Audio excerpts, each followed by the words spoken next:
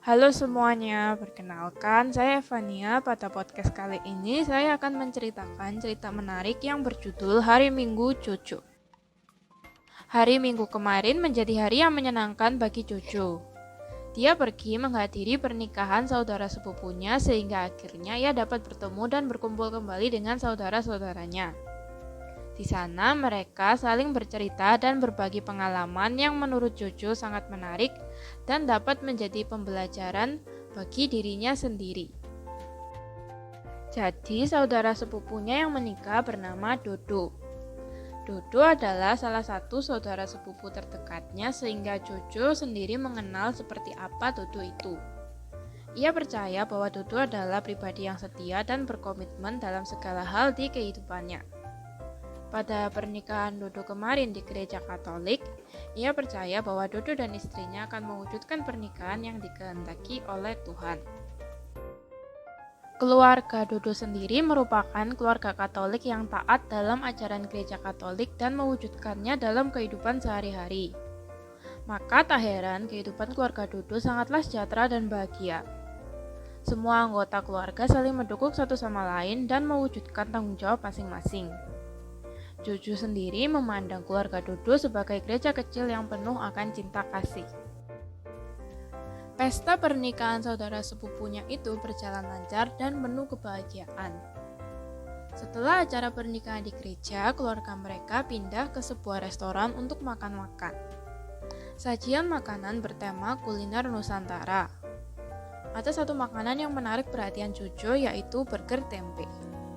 Jadi makanan tersebut berbentuk seperti burger, hanya saja roti diganti menjadi tempe sedangkan isiannya sama seperti isian burger pada umumnya. Rasanya enak dan unik menurut Jojo. Tempe yang merupakan produk bioteknologi berupa fermentasi dari kedelai, mengandung protein yang sehat, yang bermanfaat bagi tubuh manusia sebagai sumber energi dan memperbaiki jaringan tubuh yang rusak.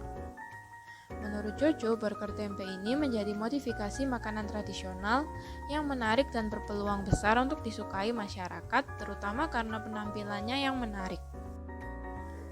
Pembuatan tempe sendiri merupakan salah satu penerapan dari bioteknologi konvensional, atau disebut juga dengan bioteknologi tradisional, yang masih menggunakan teknik dan peralatan yang sederhana. Pada prosesnya memanfaatkan mikroorganisme, proses biokimia, dan proses genetik alami. Kelebihan dari bioteknologi konvensional ini yaitu harganya yang relatif murah, teknologi yang digunakan juga relatif sederhana, dan pengaruh jangka panjang umumnya sudah diketahui karena sistemnya sudah mapan atau sudah sering digunakan. Sedangkan kekurangannya yaitu perbaikan sifat genetik yang tidak terarah, tidak dapat mengatasi ketidaksesuaian genetik, hasilnya juga tidak dapat diperkirakan sebelumnya dan memerlukan waktu lebih lama. Dalam pembuatan tempe dibantu oleh suatu mikroorganisme yang disebut Rhizopus oligosporus. Jojo makan burger tempe bersama-sama dengan beberapa saudaranya. Di situ mereka saling mengobrol tentang kehidupan mereka dan hal menarik yang sedang mereka lakukan belakangan ini. Salah satu saudara Jojo yang baru lulus kuliah beberapa bulan lalu bernama Nono, sedang sibuk-sibuknya mencari pekerjaan. Nono percaya bahwa dengan bekerja ia dapat mengembangkan potensi yang sudah diberikan oleh Tuhan kepadanya, sehingga ia dapat mewujudkan perkembangan diri yang maksimal dan juga dapat bermanfaat bagi orang lain. Nono ingin melamar di salah satu perusahaan internasional dan ia kini sedang sibuk membuat CV yang menarik. Jojo penasaran CV yang dibuat oleh Nono, sehingga ia bertanya kepada Nono, dan Nono menunjukkan CV-nya kepada Jojo. Jojo terkagum-kagum dengan isi CV Nono, terutama pada bagian experience. Nono memang merupakan seseorang yang aktif di masa kuliahnya, sehingga ia sering mengikuti berbagai kegiatan, webinar, dan tawaran pekerjaan dari dosennya. Sehingga CV Nono terlihat keren menurut Jojo. Ini sangat menginspirasi Jojo yang masih SMA dan sedang sibuk memikirkan rencana kehidupannya di perkuliahan nanti. Nono pun juga telah menjelaskan kepada Jojo pentingnya membuat CV yang menarik. untuk melamar ke suatu perusahaan, terutama saat mereka masih seorang fresh graduate.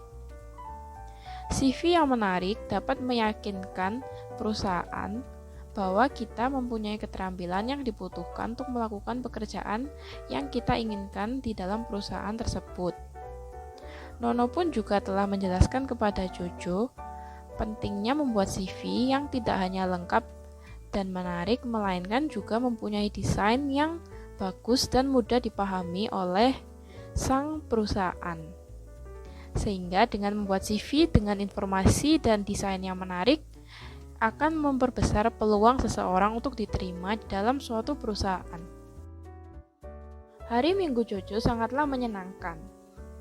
Dengan bertemu saudara-saudaranya, ia dapat melepas rindu sekaligus mendapatkan pengalaman dan motivasi dari saudara-saudaranya.